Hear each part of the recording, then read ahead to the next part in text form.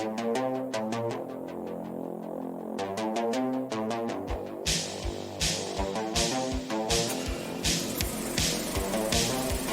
now, beware, and look around every corner. Johann presents this unsolved case on the not-so-trash movies.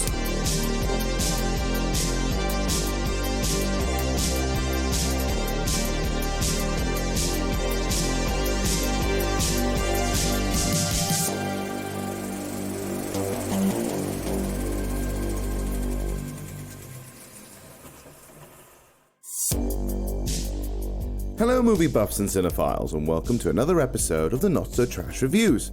My name is Johann, your host, amateur sleuth, and someone who's been listening to way too many true crime podcasts lately.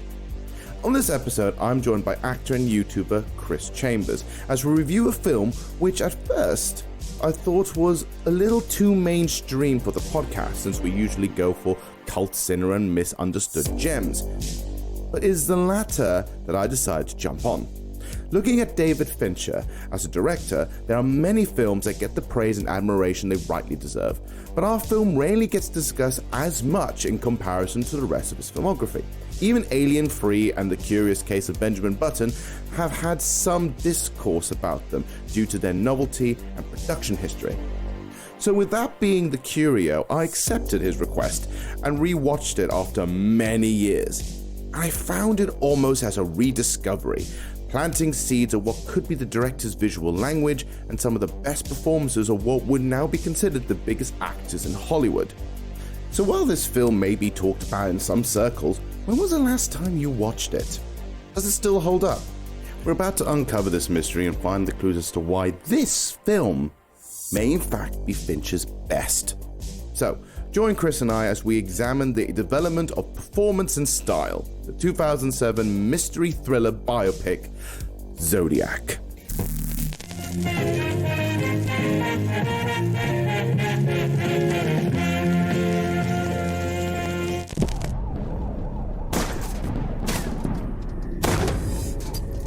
Dear Editor, this is the murderer of the two teenagers last Christmas at Lake Herman and the girl on the 4th of July.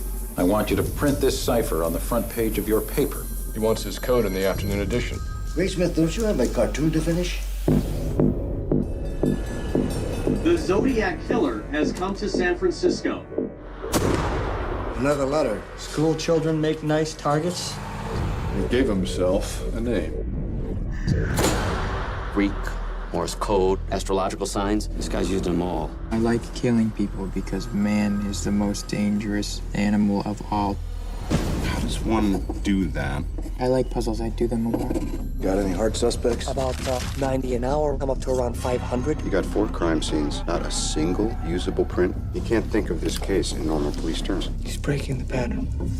Glenna said you were a cartoonist. Oh, yeah. What are you doing at a gun range? I just want to help. What are you, some kind of Boy Scout? Eagle Scout, actually, first class. Well, I've been thinking. Oh, God save us and There's no evidence, Robert. What do you mean there's no evidence? You have him seen with the ciphers, the military boot prints, the bloody knife. All circumstantial. Why do you need to do this? Because nobody else will. Dave, you made a mistake! Get away from the window. Paul, are you okay? No. Why'd you do it? You put your face out there for him to see. Hello? Who is this? Zodiac was my job. It's not yours. He's still out there, Dave. Killing is his compulsion. It drives him. It's in his blood. Jeez. What? Squirrels. This is the Zodiac speaking. I have a gun. I can give you a lift to the service station. Do you always go around helping people in the night? I'm not the Zodiac. And if I was, I certainly wouldn't tell you.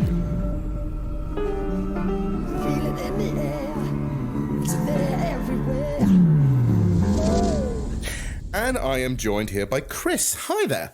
Hello. How you doing? I'm very well, mate. Superb. It's actually been wanting to have you. I haven't spoken to you in a while, to be frank. So it's quite nice to get you on here.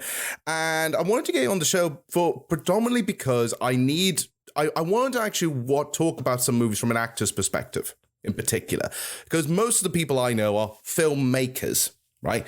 I don't know a lot of actors. And I find wanting to analyze a cult film or a movie that needs a little bit more love and attention from an actor's perspective could be quite an interesting approach. Well, I mean, it's always good to get a different viewpoint. Indeed. And that's the main goal I wanted to do for that today.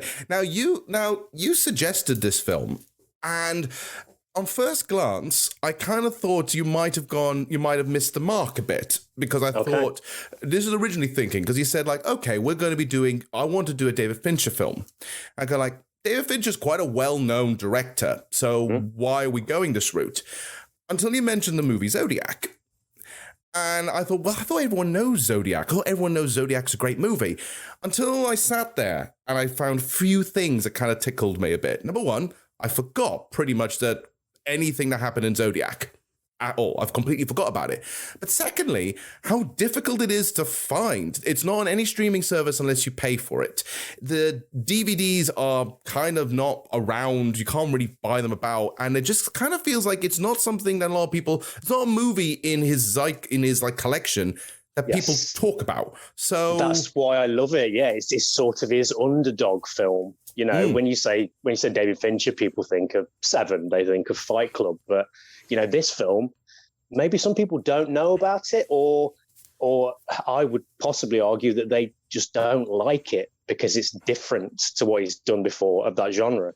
You know what I actually find more interesting, actually? This is the thing I approach it, because this is very fresh for me. I've literally just rewatched it hours before seeing you. And the more I kept watching it, the more I don't think people didn't like it. I think people missed the mark when it came out. Because if this is, I will quintessentially say, is the most David Fincher film in the history of David Fincher films. It, in terms of his style, his aesthetic, his form of direction, the way he shoots, the way he edits, this is everything that a David Fincher fills under. Movies before then, so if you look at things like Panic Room, Fight Club, Seven, they're all testing the waters. It hasn't been fully finalized yet. But then everything after Zodiac all feel like like David Fincher's finally mastered his craft of how he approaches a movie. And if you look at the best example I can think of right now is looking at Mindhunter, the TV series. It's exactly like Zodiac in its approach. Yes, you took the words right out of my mouth. I was just about to say that. I mean, it's very much of that ilk, that television show, in terms of the pace for me. The pace is a lot slower. It's a lot more character driven. So yeah, it's a really good point. I never thought about it like that. Yes, he is almost testing the waters, really, with those earlier films. And then from this point onwards, other films are falling the similar ilk. Like if you look at his remake of The Girl with the Dragon Tattoo, if you look at a little bit on Social Network, he's finally found a thing he feels comfortable with as an auteur. And I was thinking, like, I've seen this before. I've seen this structure before, and it turns out this is what he's mastered it. And so now every movie, even though he's created what's been now established as the David Fincher style of filmmaking, and Zodiac was his first full-blown proper attempt at this is the kind of movie I want to make from now on. Welcome to the Enigmatic Insert, where I take you aside and help analyze any key terms or theories we may stumble upon in our review. During our discussion, Chris and I began to examine the term auteurism, and if the theory can indeed apply to various roles on a film set and not just a director. However, we are going to start with our filmmaker. Is David Fincher an auteur? Auteur literally translates from French to the word author, establishing that within context of cinema, the director, having exerted a high level of creative control across many aspects of the film, can imprint a distinct style, theming, and message that is predominantly theirs. The term was first used in a 1954 essay, A Certain Trend in French Cinema, written by director and film critic Francois Truffaut, who would later be considered the grandfather of French New Wave. He stated that filmmakers who make an effort to impose a unique and personal vision onto their work will stand out from the mere stager directors of the ever-churning mainstream studio films. Like painters and authors, they would have created something that would be considered their own and influence others after them. So how can we define what makes an auteur filmmaker? Andrew Saris, film critic for the New York Times, expanded on the definition with 3 components. Auteurs need to show a sense of technical competence in their filmmaking skills. They have a distinguishable personality presented onto the screen that cannot be mistaken for any other filmmakers. And auteurs make films that can have layers of meaning with themes and messages that only they have a distinct interest in.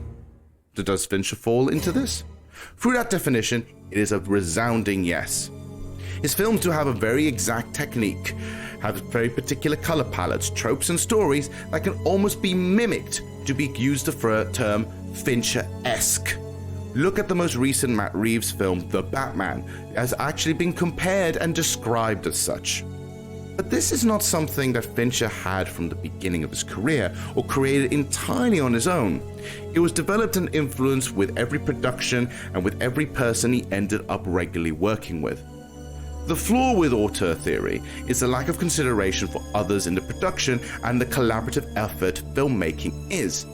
Fincher has worked with a series of regulars such as composer Trent Reznor, cinematographer Jess Cronenworth, editor Angus Wall, and of course, his wife and regular producer, Sian Chaffin. This is clearly an ongoing team effort that helped make creative style a reality. Chris Chambers begins to examine how Zodiac might be a turning point for Fincher, comparing it to his other previous works like Seven. I'll let him explain. I mean, I find it interesting that he makes this film after something like Seven, for instance, which you could say is the quintessential, serial killer horror film, of that genre. And I can imagine, maybe me saying, oh, they just didn't like Zodiac, maybe that's a bit strong, but I can imagine someone going from Seven to Zodiac and expecting the same thing and just being completely shocked or turned off. Because I don't know how much of a deep dive you want to go into the film right now and the plot, but it's a film without much of a resolution, which I find really interesting. Again, we're talking about some an actor's point of view, that you have these characters with an arc, but no real resolution. Because obviously we're dealing with the real life story of the Zodiac, where they never actually caught the killer. Yeah. So it's more an examination, less about the Zodiac killer, but about the people involved, everyone from the police to investigative journalists to the people on the street of San Francisco. How do they get some resolution when this person's never been caught? Yeah. And that's what I find fascinating, especially just as a storytelling device. And that's why I see it as a kind of a night and day thing between Seven and Zodiac. What I find interesting is, like, if you look at his previous films before Zodiac, like Panic Room, examples, another one, he's experimenting a lot more creatively with things like camera, like moving camera, things going through walls. He's using a lot of CGI to be more creative in that sense. Which turns me off, I've got to say. Still to this day, when I watch Panic Room and you see that virtual camera going through keyholes and up shafts, it turns me off. I know he's always experimented with that, but there's something that's a little... Again, you like you were saying, he was testing the water, really. But for me, that's when he was really pushing it and it was getting in the way of telling the story. Yeah, because if you look at the same kind of camera techniques happen in Fight Club. These two things happen the same in these two movies. And it's almost like he's thinking, like, is this how I play with a camera? Is this how I do this? Turns out, no, because in all the other movies since then, he barely does this virtual camera thing. He's mastered the color palette, which is all his movies have a very similar color palette that started directly even from Alien 3. You have to forget he also directed Alien 3, even though he did not. I don't know whether that was the first time he probably directed a feature film, I assume, was it? I think he was directing commercials and music videos. So he directed Janie's Got a Gun by Aerosmith. Damn. Which is a great music video in itself. Yeah. It's about a young girl that kills her father and goes on the run from the police, but it's very Fincher-esque. Very.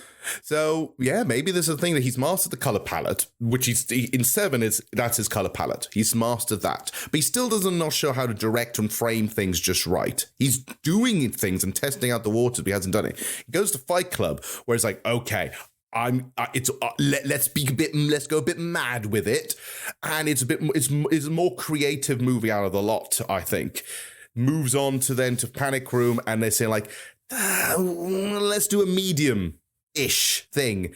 Doesn't really work. So after that goes, fudge it. I really wanted to make Zodiac as something that he always wanted to do, because he always loved the idea of like this boogeyman story, and he's been hounding this down for a long time to do it. And so this is his passion project. This is kind of like his film. This thing. This is the most me I can possibly be. So the original thing, that apparently the original script was about 200 pages worth. Wow. And it's funny. I read a little bit of feedback on this. We're going to talk about the direction and the acting in a moment, actually. Yeah. But in order to not make it feel like it's going to be, because on average a script is about a page a minute, right? So 200 minutes. Supposedly, yes. Supposedly, although it varies. That's a cliche. It's a cliche. If ever there was a cliche, a filmmaking cliche, it's that. It's that. But he actually told the actors, like, just so it can not feel like a 200-page script, the original cut of it, the original script, shooting script anyway, to tell everyone to speak a little bit faster. I was just about to say that as a joke, but is that the truth? Yes. Interesting. He's actually directed them to say, like, speak a little bit faster. Although I think he was referencing, when he was doing this, similar movies of that kind of feel, like All the President's Men, and looking at things looking at those fast-talking press movies you see in the 40s and 50s, where with Cary Grant just talking his mouth off. Yes. Like a mile a minute. I'm getting married, Walter, and I'm also getting as far away from the newspaper business as I can get. What? I'm through. You can marry all you want to, Hildy, but you can't quit the newspaper business. Well, why not? I know you, Hildy. I know what quitting would mean to you. And what would it mean? It would kill you. You can't tell me that, Walter Byrne. Who says I can't? You're a newspaper man. That's why I'm quitting. I want to go someplace where I can be a woman. You mean be a traitor? Well, I mean, that's one of the things that I was taught when I was first taught about film acting. Talk fast, move slow. Really? Yes. So is that a useful piece of advice, or is that not? I guess in terms of, I mean, I'm getting really into acting now. In terms of moving, getting out of a chair, yes, you want to. The camera's got to catch that movement, and like you said, if you've got to get through the text. So yes, in a way, that is a bona fide acting technique for film. But yeah, I never realised that about Fincher, because I've always seen him as quite methodical in the way he makes film. And obviously in terms of his camera moves, we're talking about someone getting out of a chair and walking out of a door. The camera is usually moving with the action. It's very well orchestrated. And so I just had in my head, he would be far more, I don't want to say plodding, but he would take his time with the performance and the dialogue. It's not something I can imagine Fincher saying to his actors. Yeah, but I wouldn't be surprised him. He probably was saying it, but I don't think he was saying it more like, come on, we've got to get through this quickly. I think he was saying like, look, time is money. Let's move on to pace, I think. This is probably the most interesting thing about the movie for me. I think we might have maybe some different approaches to this. So, rewatching this, I find it interesting. The movie is long. The movie is about 2 hours and 40 minutes long. It's a long movie. There was an original cut of 3 hours and 8 minutes, which was trimmed down.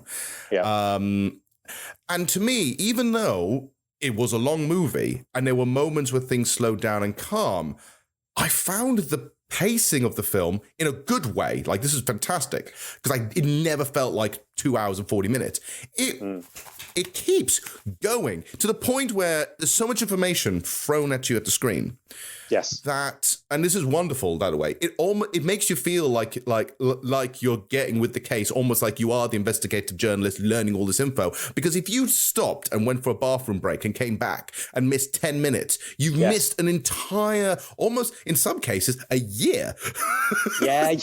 I mean, there's some fantastic montages in the movie. When you've got, through the eyes of the journalists getting the letters. In terms of Jake Gyllenhaal's character, Robert Graysmith, his investigating this, like you just said, there's so much there, especially delivered through the montages, that it doesn't feel like a slow movie at all. I mean, that surprised me a little bit that you just said it was, what did you say, 2 hours, 40 minutes? Yeah.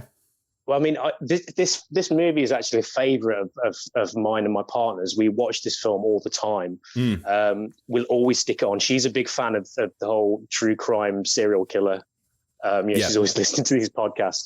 But one of us will always say, do you fancy watching Zodiac? Yes, stick Zodiac on. We keep coming back to this film. And there's just something about it. Like I say, it's fascinating because it's a true story. But I just love the way it's told. It's a character-driven film. Yeah. I mean, you think about, obviously I don't want to get into the acting just yet, but I mean, think about how much of the actual Zodiac is in there. There's maybe 3 or 4 scenes of murders. The rest is these characters working it out, working their way through this world. And the murders are all within the first hour or so. Yeah. Like, all the bits that you might sell a murder mystery on is like, you're going to watch all the murders. You're going to watch all the gruesome, gory deaths, right? Yes. It's part of its selling point. It's only in the first hour of this nearly 3-hour film. The other 2 hours have barely anything to do with the killer himself. Yes, which is incredible. I mean, if you or I were to make that story and we say, oh, by the second hour, there's no more Zodiac, how do you write something like that? Without, the House of Cards just tumbling in. I mean, it's fantastic. This is the Zodiac speaking. I am the murderer of the taxi driver over by Washington Street and Maple Street last night. To prove this, here is a blood-stained piece of his shirt. I am the same man who did in the people in the North Bay area. The SF police could have caught me last night if they had searched the park properly instead of holding road races with their motorcycles. Gentlemen. Dave. Paul, where's his shirt? Right there, boss. There's your rag the kids talked about. So you got in the front seat to tear up a piece of the shirt. Is this on the record? What do you think? He confirms the Vallejo and Napa killings. Gets worse. Robert, you have a deadline? What does he mean it gets worse? Read the last part. School children make nice targets. I think I shall wipe out the school bus some morning, just shoot out the front tire, and then pick off the kiddies as they come bouncing out. Jesus Christ, who's got school buses? Department of Transportation? School board. All right. I'm gonna need elimination prints from your staff. Is anyone here didn't touch this letter?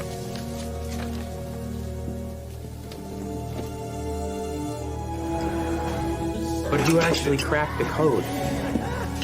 A married couple who like puzzles. So what's that tell us about the Zodiac? He's no expert. Right, it's just a simple substitution code like the one that we used to do as Boy Scouts. A is 1, B is 2. We were no Boy Scouts, Robert. Well, it's not that hard. You just gotta know where to start, though. Get in the first cipher. You actually carry that around with you? Why? No reason. What's the most common double consonant in the English language? Consonant? The double L. Double L. And what's the one word that we know that he'll use in here at least once? Kill. Right, kill. So the Hardens start looking for double symbols, which they find here, here, and here, each with the same 2 symbols preceding them. So now they've got a repeating 4-letter word, ending with 2 symbols that they assume stand for L. And since I think the whole word is kill. And you got the K, you got your I, and you're on your way. But how do you go from A as 1 and B as 2 to figuring out this whole cut? Well, same way I did. You go to the library. In this book, the author presents a very simple substitution code in the preface. 8 of the 26 symbols that he suggests are found in this cipher. But they're non-letter symbols, because there's all these medieval ones. I thought they looked medieval, too. But then I found a code written in the Middle Ages. Guess what it's called? The Zodiac Alphabet. Jesus. What do you want out of this? What? What's your angle? This is good business for everyone but you. How do you mean business? It shows how much it adds more to the mythos. And what I find fascinating with this movie is that it really builds more on this boogeyman mythos thing, and almost feeling as if it's like you may have caught him, and this whole idea with having Arthur Lee being the possible killer, turning out at the very end on a goddamn text crawl at the very end of the movie, saying like, due to forensics, turns out it's not him. And you're like, wow, okay, so we've been almost gaslit, just like a little bit like Jake Gyllenhaal's character is semi-gaslit throughout the movie, thinking you're going nuts. Yeah. Richard, I can imagine, your average moviegoer would hate something like that. You know, they want the, the big reveal, who done it, and you don't get that. You don't get that big final hurrah, and it does end on a dour note. But I think this movie isn't about the ending. The movie is about the journey you get there, and it's a fantastic roller coaster, fast pace, like intense movie where you're on 3 different roller coasters at once, because you've got the investigative journalists, you got their arcs, you've got the police's arcs, you've got the people, all the witnesses' arcs. They're all going up and down, and you're trying to almost catch up with it. You do end up wishing you had a board with red rope, trying to connect everything and going like, is that it? I don't know. Yeah. And maybe that's one of the reasons why me and my partner Neve go back to this film all the time, because we're discovering more and more about it, and it does open up a lot of discussions between us. I mean, obviously she knows a lot more than I do about this subject, but I think you get something out of this film every time you watch it. It's worth revisiting. I mean, how did you feel? Well, you have seen this film before today. Yeah. So what did you think about it when you revisited it? I mean, on a base level, did you enjoy it? I loved it, to the point that I was genuinely surprised that I didn't have a DVD of it, because I thought, like, I have a massive DVD collection and Blu-ray collection. I sat there going like, I must have this somewhere, because if I really liked the movie, or if I remember the movie, I'd buy it. Yeah. It's not in my collection, and it really confused me. So I went to go online and try to find online. Really difficult to find online unless you have to pay for something like four quid for a rental. And so I was like, it must be on somewhere. It's a big popular movie by the sound of it. It has to be. Couldn't. So I had to go, not entirely legal means, I will say that frankly, to find this film. And that shows like that already kind of already set up the idea, like this already surprises me that it's taken me so many loops to get there. By the time I got there, it was worth it, because I barely remembered a thing. And that's really strange for a David Fincher film, because you honestly feel like, I would remember this more. And I think it's mostly because, like I was saying at the beginning, Zodiac is almost like the ultimate David Fincher blueprint. And so it's his first attempt at it. So me watching that, I don't think it clicked. Now that he's made so many other movies afterwards, almost following almost to a T this template, it made me realize going, so this is where it all started. Yeah. This is where the Fincher style really got cemented. And it's been overshadowed by other films and TV shows that he's been on, that he's worked on. And it almost felt like a wonderful surprise going through all this again and going, so that's the thing here, this is the thing here, that's the thing there. Everything clicked for me. And I honestly now feel like this is now one of my favorite Fincher films, because just rewatching it going like, this is great. Why have I felt genuinely in awe as to how this flew by me.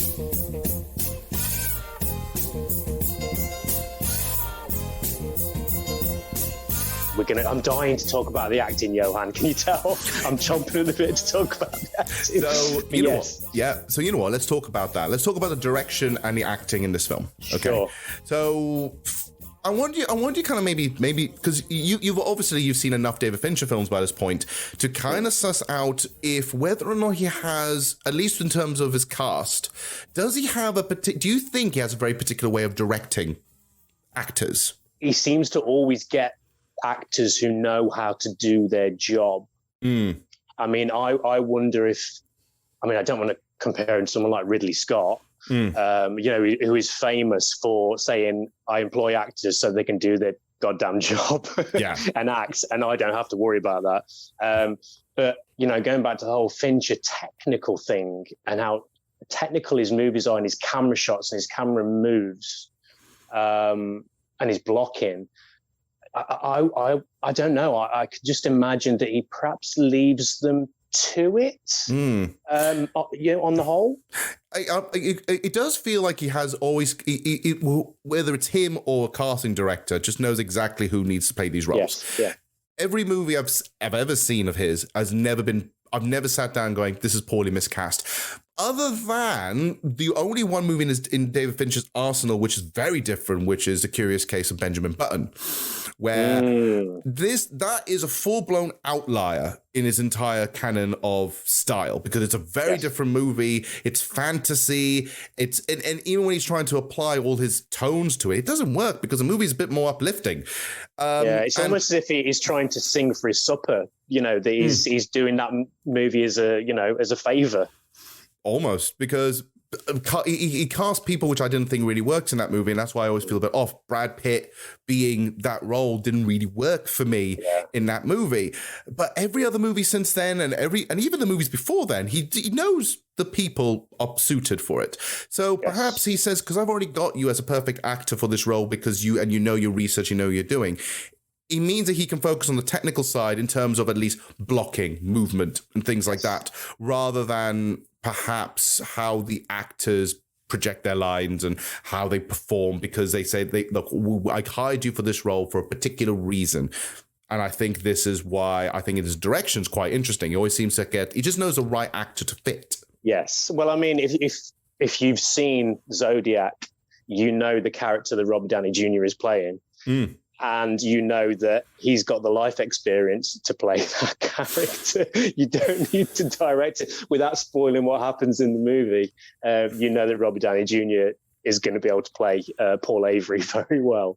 Paul Avery as a character is absolutely phenomenal. And it's a shame, oddly enough, that he's obviously because the movie's technically about him, but also isn't about him, which is it's not really a role where I could say who is our main piece, because it's really much an ensemble piece where even though Jake Gyllenhaal is the one we follow the most, it's an ensemble piece, and all the players around him are the ones influencing the movie, especially in the first half of the film before Gray Smith goes literally on his own kind of thing. Having someone like Paul Avery is he's actually a breath of fresh air in comparison to the rest of the characters. Yes, I mean, at first he's just presented as the comic relief until you understand that there's something more tragic going on there. I mean, this goes back to my point about, what happens to characters when they've got no, there's no finality, there's no conclusion. Welcome. Please put your stuff down. You're going down 5 rows and left, looking for the Modesto B from March. I'm going to stand here and attempt not to vomit. What am I looking for? Kathleen Johnson. Also probably want to pull the cron from, never mind. I'll see that. Okay, look at this letter again, the part about Kathleen Johnson. Tell me what facts he gives.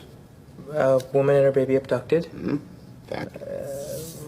The car on fire. Okay, now, look at the article from the B. Seen it yet? Everything in the letter already appeared in the article. And he's done it before. Officer Richard Raditich shot sitting in his car. Zodiac claimed that he shot someone in that car. A couple days after this article came out, the police already had somebody in custody. Zodiac didn't do it, but took credit for it anyway, because he's in it for the press. He even stole his symbol. What? No. The guy stole his logo off a watch. How can somebody who's killed 13 people... He claims he's killed 13 people, but which ones can we actually confirm? There's 3 in Vallejo, 1 in Berryessa, the cabbie, that's it. Bobby, you almost look disappointed.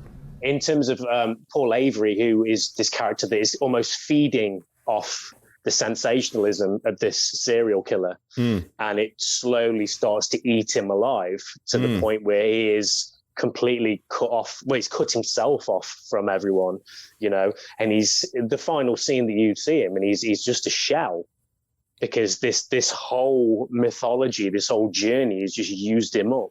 Yeah. He feels like he's actually at that point emotionally and physically done. And physically done as well, because the last shot of Robert Downey Jr. He's in a bar somewhere, I think he is. But he's on his boat, isn't he? He's living on a houseboat on his own with Pong playing on the TV. Do you remember Pong? Just old-fashioned Pong going boom, boom, boom, boom, boom. And I love that because it's like he's not playing with anything. Nothing's moving. There's no computer on. He's just playing. He's playing in the background because I assume he just likes the sound.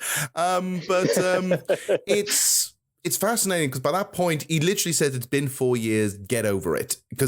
But realistically, he sat there going like, well, you're the reason why I've been waiting for you to come and revitalize me, but realistically, you haven't. You've actually just brought back an old wound, and I am not ready for it. I mean, Robert Graysmith says, "Do you want to come and help me with this?" He's writing a book, isn't he? He's like, "Do you want to come and help me co-write this book?"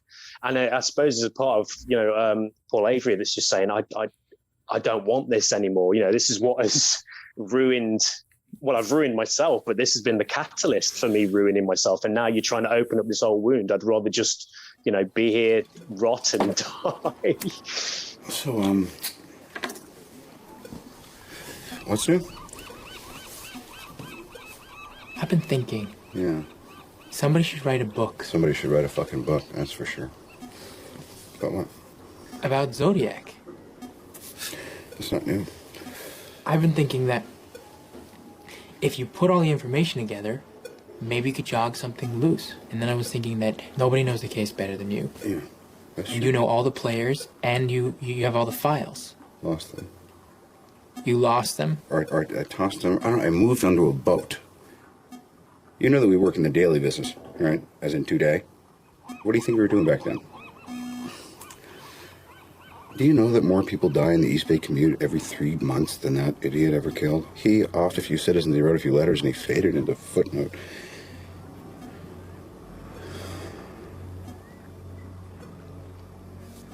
Not that I haven't been sitting here idly, waiting for you to drop by and reinvigorate my sense of purpose. It's 4 years ago, let it fucking go. You're wrong. It was important. Then what did you ever do about it? If it was so fucking important, what did you ever do? You hovered over my desk, you stole from wastebaskets. Am I being unkind? Oh, that's right, I forgot. You went to the library. I'm sorry I bothered you. I think in terms of, if you want to call something method acting, it's this performance from Robert Downey Jr. Everything from the scene where they go for drinks and they have those big blue cocktails, and the way he's got his head laying on the table and he's just looking at the drink, to the final scene when he's just a shell, and he's living on his own and he's, just had so much drugs and drink that he's just numb. He has to be using what has happened to him before that. I mean, that is emotion memory. That is sense memory at its finest. So yeah, absolutely. I mean, that's what I love about this era of Robert Downey Jr. Like you said, it was a renaissance. But I mean, this is before all the Marvel, the Marvel growth, or the Marvel explosion, I should say. Yeah. And to see him experimenting in the 2000s with different movies is I love that era of Robert Downey Jr. Yeah, he was experimenting with stuff as well. I remember another movie I saw beforehand. It's not a great movie, but his best thing in it. I saw Gothica. I remember Gothica. Oh yeah, which is the kind of rubbish Halle Berry film, but he's a bit I remember the most in. He is trying to just say like, right, I don't know what I am, so I'm going to just put myself in most of these roles. Some of them honestly feel a little bit semi-biographical because he also did A Scanner Darkly around this time as well. And Kiss Kiss Bang Bang. Bang. Yeah, which is about the seedy underbelly of California, and being out of work as an actor, which again, there you go. That's Robert Downey Jr. before that period. If that's not more on the nose, I don't know what is. Exactly. About his career.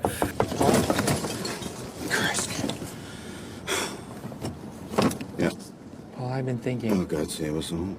The letter to Melvin Belli was sent exactly 1 year after the Lake Herman Road murder, and the one to Sherry Jo Bates' father was sent exactly 6 months after her death. She was killed a day before Halloween, and you received a Halloween card. You know, these are all fascinating pieces of minutia, Robert. It's a bit early in the day. Paul, it's 11 o'clock and we missed editorial.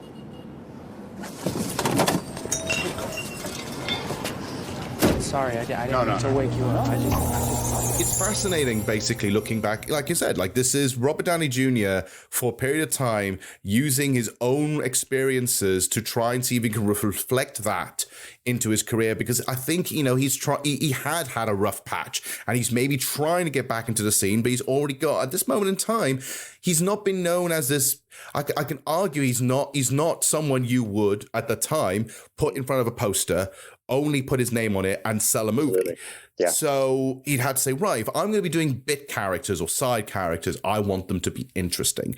Yes. And he nails this here with Paul Avery. And he's probably said to himself, use what you know. You know, you've gone through these life experiences, use it. So I'd like to think that he snapped up that character. Just so like, this is, I'm going to grab this instantly. I'm having that, yeah. He goes to Fincher saying, look, I know you tried for this one, but I want this. Please. I'm here. You were right, by the way. You didn't give his name. Who cracked it? A history teacher and his wife, Salinas. I like killing people because it is so much fun. It is more fun than killing wild game in the forest, because man is the most dangerous animal of all. To kill something gives me the most thrilling experience. It is even better than getting your rocks off with a girl. The best part of it is that when I die, I will be reborn in paradise. Then all that I have killed will become my slaves. I will not give you my name because you will try to slow down or stop my collecting of slaves for my afterlife. He thinks our friend's a tad bit fucker in the head. I heard even sent Vallejo a code key just to help. What is that at the bottom? Leftovers, maybe an anagram.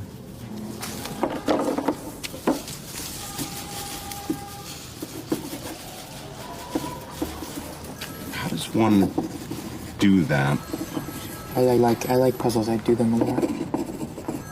How did you know he wasn't going to give his name? Dangerous animal. Dangerous animal. Oh, what dangerous animal? How do I know that? Actually, I want to discuss Jake Gyllenhaal in this movie. Yes. Is he the protagonist of the film? I guess on a surface level, yes. You know, you see him starting off, low level. He's an artist, isn't he? He's a cartoonist. Starting off in the lower ranks, moving up a little bit, cracking the case. No, he never cracks the case, but, trying to crack the case, talking to police, meeting his beau, having children, boy gets girl, boy loses girl, etc., etc. But it's only on a surface level. Like you say, it's maybe it's not even an ensemble piece. There's something else there. It's more about it's the mythology being bigger than anything else. Yeah. It's about the mythology of this Zodiac killer. And I think we follow Jake Gyllenhaal's character, Robert Graysmith. We follow him as a kind of a thread throughout it. But I wouldn't say he is the protagonist. Yeah, because he only becomes more essential near the last hour of the film. Every other time, he's purposely like a background character that just seems to, I just like puzzles, and he's slowly seething in and helping out. But realistically, is more, I'd say one we get more interest in and more of an arc in and following the case is Mark Ruffalo.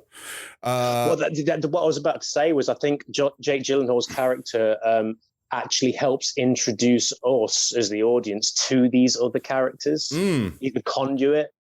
His performance is interesting because I'm not sure, because obviously the people who were alive at the time and still going around, would talk to Fincher and talk to everything else, and a lot of them were consultants in the movie and so on, and Graysmith was one because obviously Graysmith wrote the book and everything else. So it's I'm wondering how, by that point, when you are trying to portray a role of as an actor, trying to portray a role of someone who's already still alive and is a real person, how much do you try and want to be as authentic to the real person, or how much do you feel like you have to do your own spin on things? Because Jake Gyllenhaal's performance as Graysmith I find quite interesting, but I'm not entirely sure what he's trying to pull across, other than just being like he's obviously by the end of the movie he just becomes purely blown obsessive to the point of ruining nearly everything around him. Yeah. But before then, he's just a little bit. People call him he's a Boy Scout basically. I mean, one argument would be to say that Jake Gyllenhaal is just doing his kooky acting. You know, I mean, if you want to be completely respectful, that's fine. That's fine. Because I mean, he does kooks very well. Don't get me wrong, he does kooky very well. So it's time to go for a detour, and let's return to auteur theory, but with a different question: can actors be considered auteurs? Films can be marketed in different ways, such as from the producers behind a successful franchise, or the latest film from an auteur filmmaker. But then, could you consider actors whose name might carry a similar authorial weight? British scholar Richard Dyer believes that the central point of the actor auteur is one that is in control of their screen image, brand, and career pathway that creates a very distinct type of performance almost exclusively to them, which in itself can be a selling point.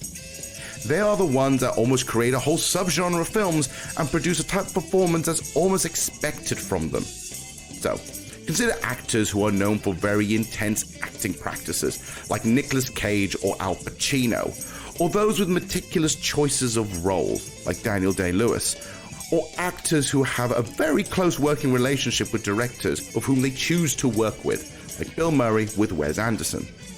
So when we were joking that Jake Gyllenhaal does kooky acting well, could that be his form of acting in an auteur kind of fashion?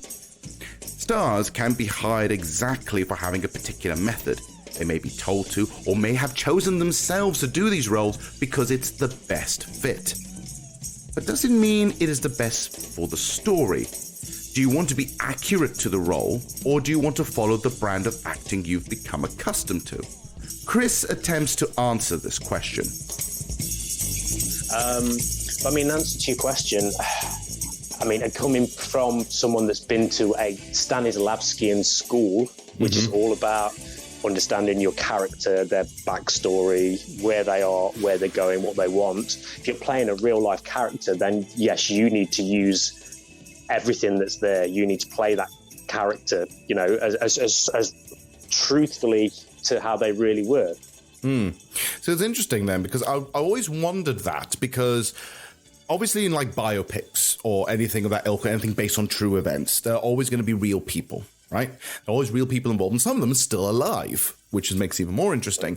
But the idea is that does authenticity sometimes hold back in terms of performance to the narrative of a film? If it is a narrative, whether it's realistic or not, there will be some dramatization, there will be things that are not authentic. So does that give you a little leeway of having maybe your own approach to things? So you mentioned already, Jake Gyllenhaal has a quirky approach, which he does. You know, you've seen a little bit of that in things like Donnie Darko, you've seen that in Nightcrawler. So is he just applying this meld of quirky to this role, or is that just based on authenticity? I mean, I'll be honest, I don't know much about the character, the real life character. You know, I haven't seen any footage of this character. But I think, in answer to your question, if you were playing that character as authentically as possible, and you had a 300-page script, you would need to dial some of that down. Yeah. You would be getting in the way if you're going full-blown method. So in other words, then you want to be as authentic as possible, but never to the point where you're almost completely lost through that, I guess. It's a Fincher film. You can't mess with the master. There. You can't get in the way. David Fincher goes over and says, like, look, calm yourself. Calm yourself. Who do you think you are? You sure you don't want the car, Bill? It's your turn. You can just drop me off at my place and take the car. You should keep the car. Yeah? I'm not coming in tomorrow. What's up? I'm done. I put in for a transfer.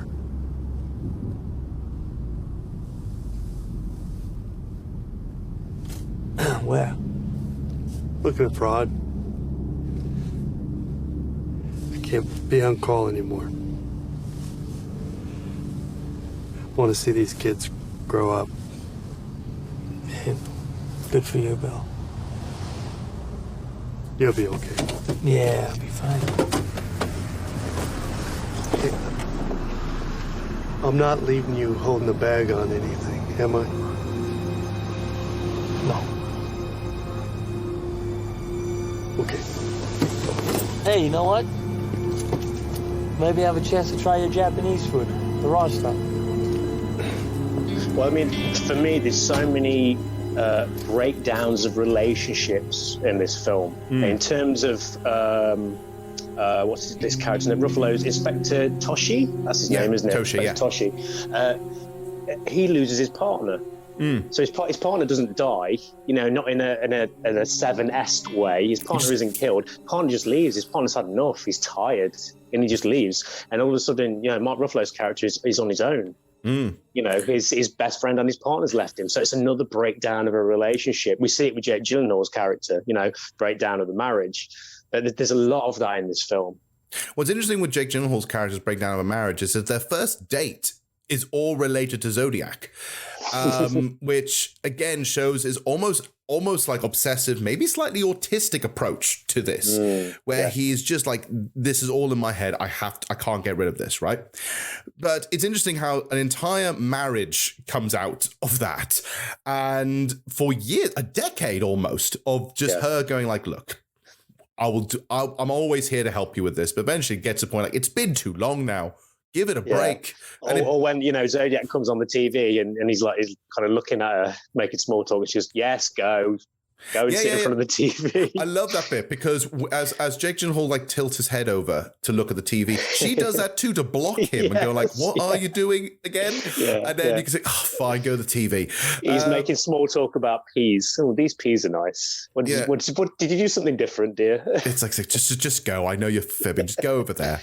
It's clear as with Mark Ruffalo's character, like his partner was his partner at the time. Obviously, it was a thing that was keeping him sort of grounded and not going as obsessive as he could be, because you were able to share the load, basically. There's a lot of stress, and there's all this stress levels. It's like a man can't do it on his own, and when he finally gets the thing to do on his own, that there's even been the whole point of his character. Eventually, he was almost arrested for forging an entire letter just so he can keep the case going, or to keep it in the public interest, so that he has something to do. Well, I mean, if you look at the final third of the film where he's helping Robert Graysmith, and he's basically revealing all this information. He's saying, I cannot advise you to talk to such and such. I cannot advise you to go over here and look at this, piece of evidence. Because I think he's desperate again for this resolution. Even if this nobody, this cartoonist from the paper solves it, then it's been solved and it's put to bed, and he can, again, it's affecting his marriage as well. When he gets suspended, doesn't he? That's affecting his relationship. So I mean, he's going against what he should do as a police officer, and he's trying to get this nobody to just get it done, get it over with. And in a weird way, his character does get a little resolution, because at the very end, near the very end, there's a fantastic scene in a diner, which I adore, that scene in the diner, where Jake Gyllenhaal literally goes in the middle of the night, knocking at his door, saying, I have found the missing link. And obviously Mark Ruffalo is about to kill him, because you woke me up in the middle of the night. You have been bugging me. You've actually put me in suspension. You have been kind of the reason why all this bad stuff happened. At the very end, despite the fact that this is all hearsay, he goes along with it. He goes for breakfast and tells him all the bits. And it's like, so almost saying like, you know what, you were right in the first place. It was the original guy. Yeah. Well, there's a wonderful moment, isn't there, where Jake Gyllenhaal is saying, there's this, there's this, there's that. And for everything he says, Mark Ruffalo just knocks it back. No, that was circumstantial. We never found any proof for that. But then there's one moment where Jake Gyllenhaal says something, and there's this realization from Mark Ruffalo going, wow, that was him. We had him. You had him about a decade ago. Yeah. Yeah. Okay. Look at this stuff side by side, dude. All right. Okay. Arthur Lee Allen and the Zodiac, their timelines. When was the first murder in Vallejo? Christmas 1968. 8 months before that, Allen is fired for molesting his students, and his family discovers that he's a pedophile. Now, when do the letters begin? July 69. After the murder of Darlene Ferrin, and they continue until you go to see him at work. Now, after that, do any of the letters contain swatches of Paul Stein's shirt? No, because he dumped him because he got scared, because he knew that you were onto him. So when's the next letter from Zodiac? Not until January of 1974. He is silent for 3 years. Then in 74, he feels comfortable again because everybody's moved off Allen as a suspect. And what do we get? 3 new letters from Zodiac in January, May, and July in 74. But then the letters stop. What happens to Allen? He's arrested. January 1975, they send him to Atascadero. We don't get another letter from Zodiac the entire time he's there. When is he released? August 77. Allen gets out, he types you an apology, and then what? We get our first new Zodiac letter in 4 years.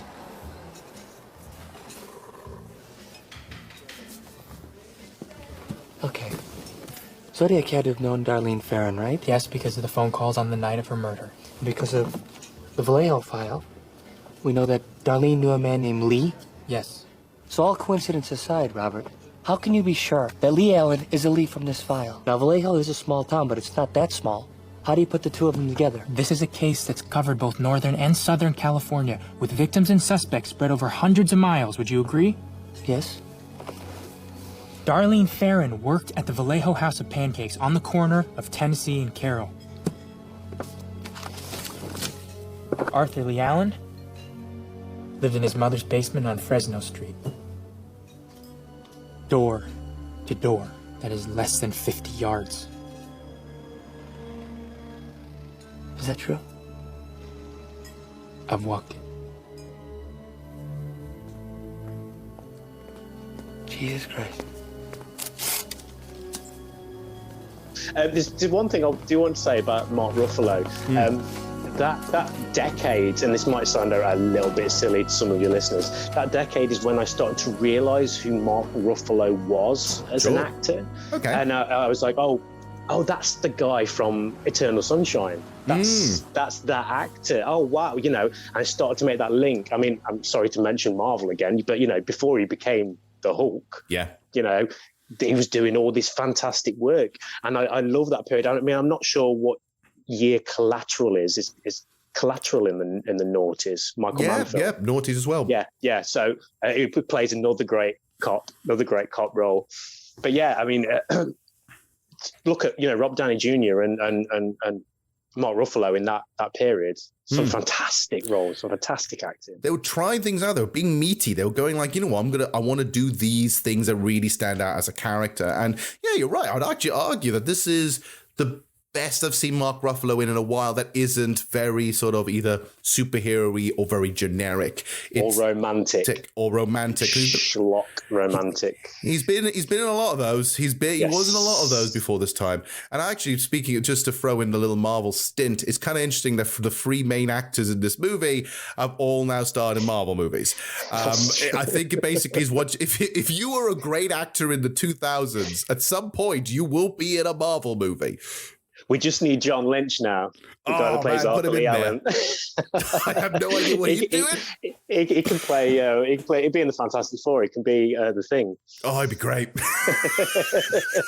But yeah, wonderful stuff. I don't know if do you want to talk about just John Lynch very briefly, because his performance in there. I mean, we've got some great serial killer, psychotic performances, in movie history. But he's the antithesis of the Hannibal Lecter performance. The final interview they have with him when they drag him out of work, and they bring him into the canteen, and he talks like a normal guy, he's just answering questions, and he's sat there with his legs crossed and he's fiddling with his watch, but it's just occasionally he'll drop a little clanger, a little, in answer to the question, which will make the police sit up and go, hang on a minute. And he mentions the deadliest game. What was? Yeah.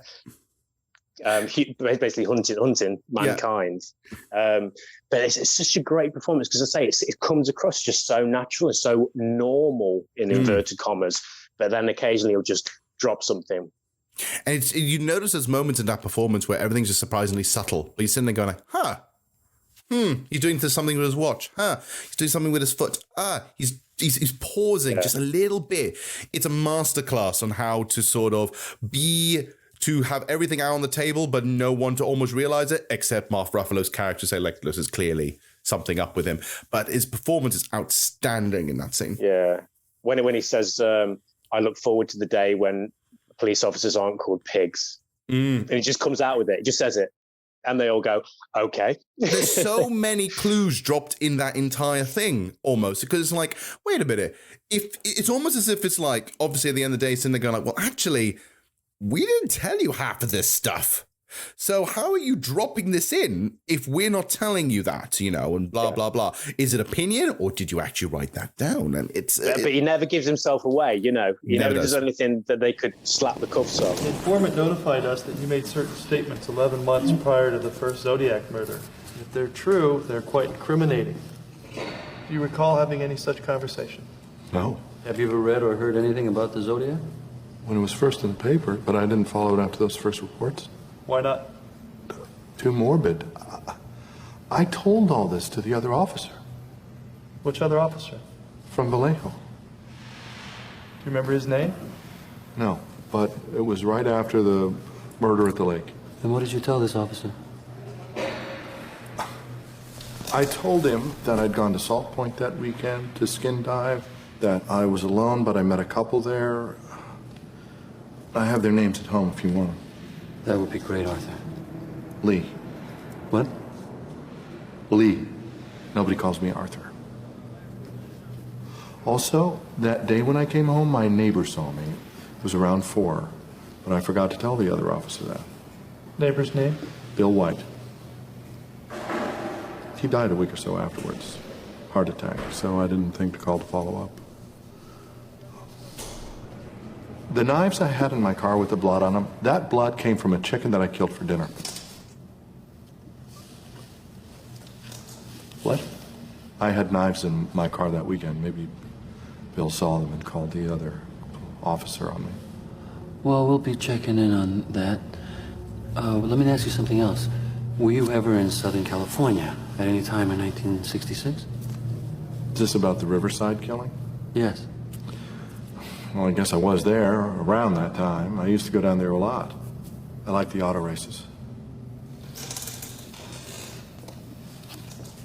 Informant says that you're ambidextrous? No, that's untrue. You can't write with both hands. My teachers tried to make me when I was a kid, but I couldn't. I'm left-handed. He also said that you made statements about killing school children. That is horrible. That's a horrible thing to say. So you aren't angry about being fired from Valley Springs for touching your students? I'm not the Zodiac. And if I was, I certainly wouldn't tell you. This feels very much like some of the interview scenes he would later master in Mindhunter. Like, there's some, like, talking to some of the serial killers in Mindhunter, they almost follow the way it's been picked out and performed and maybe directed by Fincher. It's like they're going, this is how you perform that sense of being like your hands on, being that person who gives all the clues but doesn't. That kind of, that interrogation approach was almost, by that point, in Mindhunter, I'm sitting there going like, this is the best way to ever do an interrogation scene of any kind. The way it's edited, the way it's shot, the way the actors are performing, it's wonderful. And here, again, like I stated from the beginning, it's the blueprint, and it's almost a perfect blueprint. You could just show that scene and saying, this is Fincher at his most point of how he does these movies from this point onwards. I think it's a confidence thing. I think he's starting. You said right at the beginning of this interview, you know, he's starting to find his feet. But I think it's a confidence thing. It's confidence in his filmmaking and how he wants to tell that story. You know, is I can do it. You know, I'm passionate about this subject matter, and I can tell it like this. It doesn't need to be all guns blazing. You know, we've got to hunt this serial killer, and he's going to be here at 10:35, and you know, get the sharpshooters, you know, on top of the buildings. It's not that kind of film. It's not that at all. And I think that's a confidence thing. It's a confidence thing, you know, being able to tell a story in that way. So by that point, are we saying at the end of it, really, that David Fincher at this point in time is now confident in his ability as a director, as a filmmaker, and saying that this is, again, almost from the very beginning, from the way he selected the shots, performance, everything else, he sat there going and realizing this is all him. This is the most him. This is him out on the table and hoping that everyone likes it. We haven't talked about some of the killings. Yes, let's talk about the murders. So there's one murder which, I mean, I can't remember the names of the people that were killed, so excuse me. But there's one scene. It's in the park when there's the couple on the picnic rug. Mm-hmm. And they're just having a picnic, and you know the girl notices there's someone standing by the tree. Yes. And the guy's like, "Oh, it's fine. He's probably just just hanging around." And then she's like, "Oh no, he's coming over." And it's all very, very polite and very relaxed. Tie your hands. Don't look at me. Get lie face down. And then when the actual horrific moment comes, basically he stabs the guy in the back. Yeah. It's not glorified or anything like that. I think it's only one shot. It stays on one shot of the guy lying down, and just of him, excuse the expression, being penetrated from behind. And he's just stab. And there's something about that which I find, by definition of the word, horrific.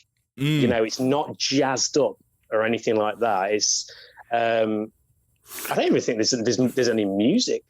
No, it's I remember this as only just screams and shouting. Yeah. And the shots are, you don't see a lot of the stabbing. There's only one point where you see sort of a few shots of the woman being stabbed in the stomach, but it's like for a second. Yeah. Everything else is looking at the expression and the dying look in their eyes as the blood flows and rushes out. But it's painful, you know. It's not a stab and this person and dies. It's lingering, you know. It's this. You can almost imagine it's this small knife. I don't know if I'm just imagining that. It's just it's something which is quite drawn out and brutal, and the way Fincher can just examine a moment like that and not make it sensational.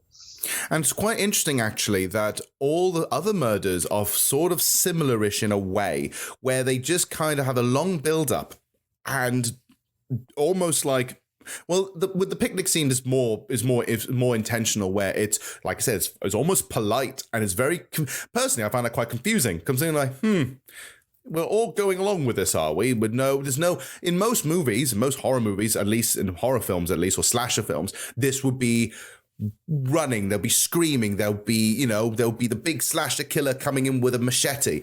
This is just like, tie your hands, please. Do this, please, which is more. Yeah. Which is a different kind of terror, because you're now going along the ideas, okay, there's a person with authority here. He has a gun. So, okay, we're going to do this. Okay, we're going to follow along and see what happens. And they have a conversation, don't they? They have a conversation. The guy goes, "Leave us out here. We're gonna freeze to death." Somebody else is here. It is a public park. I think he's watching us. Well, we're very good looking.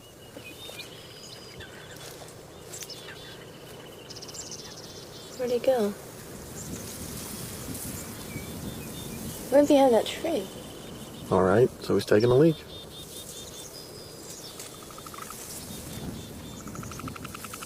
He's coming towards us. Oh my God, he has a gun. Don't move. I want your money and your car keys. Okay. We're not going to do anything, okay?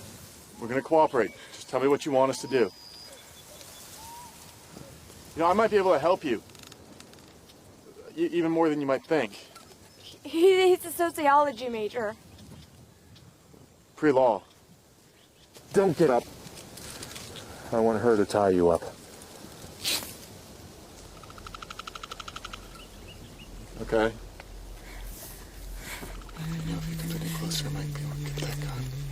Don't get any ideas. Not.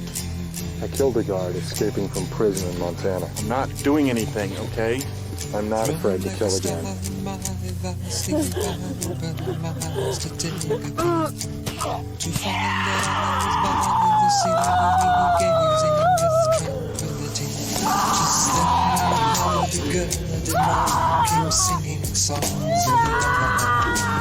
Then when the hurdy-gurdy man came singing songs of love. And then all the other murders, there's a few scenes of the murders I found quite interesting. And the one I remember the most, even though it's not technically a murder, is the one where we got, I think it's Kathleen and her baby, where she gets that scene where, you know, the car breaks down and then has to be picked up by the person. I found that scene incredibly tense, and I actually was starting to get a bit nervous, because when they do agree to get into the car with him, and one of the first, we know who it is at this point. We know because, well, we don't see their face. It's brilliant. Every time, even in that scene where in the park, he's all either dressed in black or in silhouette. So it's wonderfully shot. So we never get a full confirmation on who the Zodiac Killer is, because we don't know. We still don't know. But it's brilliant, because by the time she gets into the car, there's a scene where he almost feels a bit surprised, because I didn't know you had a baby. And she goes and says, oh, is that be okay? And he says, the more the merrier, which is downright terrifying when you know who it is. Yeah, and then just the aftermath, you know, of throwing the baby out the window. Are you okay? Yeah. Yeah, we're fine. Must have been worse than I thought. I can give you a lift to a service station. Okay.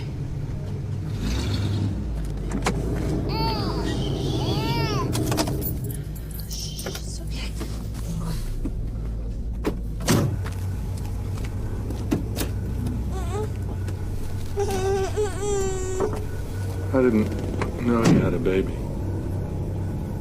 Oh, is that okay? The more the merrier.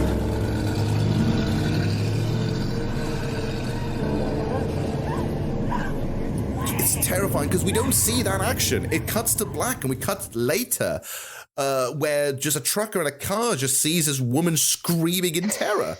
And it's like, Jesus Christ. Yeah, because he can't go over and touch her. She's hysterical. Yeah, it's a wonderful scene for me. It's for me, it's the most tense scene in the movie in terms of, because we know where it's building up to. Some of the other murders, such as the cab driver and the teenage couple at the beginning, those are surprisingly quick, and they're done purposefully. Like, it's like, you know, like, oh, there's someone here. Can I help you? Bam. 2 shots to the head. Imagine someone standing in the video shop. I'm showing my age now, but standing in the video shop. Oh, there's a serial killer movie. Oh, look at this one. You know. Oh, it's about the Zodiac Killer, and there's only four murders in there, something like that. And 4 like murders. you said, all very short. All very short in the first hour, and they don't last anything longer than a couple of minutes each.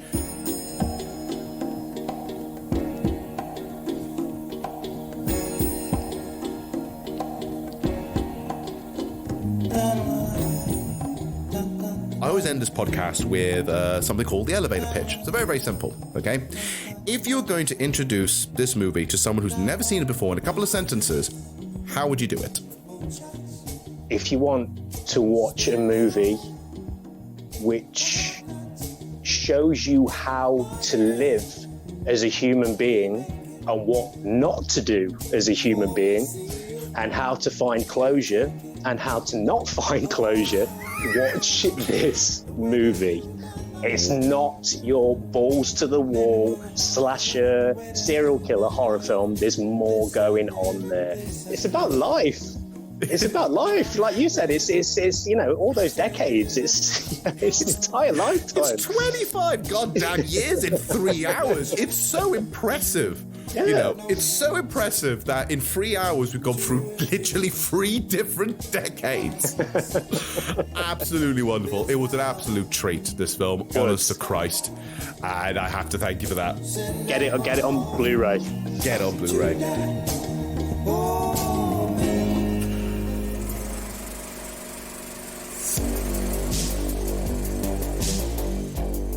And that was our review of David Fincher's Zodiac, a master's blueprint and one that deserves a second stab at. It was great to have Chris Chambers on to sort of guide me through some of the better character pieces and to analyze the actor performance. If you want to find out more about this subject, I would highly recommend looking at Chris's YouTube channel, Organic Acting. Link can be found in the description below. So what do you think? What other underrated films from well-known directors would you want me to review on the podcast? Feel free to write your suggestions on our social media, and maybe, just maybe, we can reopen another cold case. And with that, this film essay is closed. And we'll return soon for another Not So Trash review. See you all next time, cinephiles.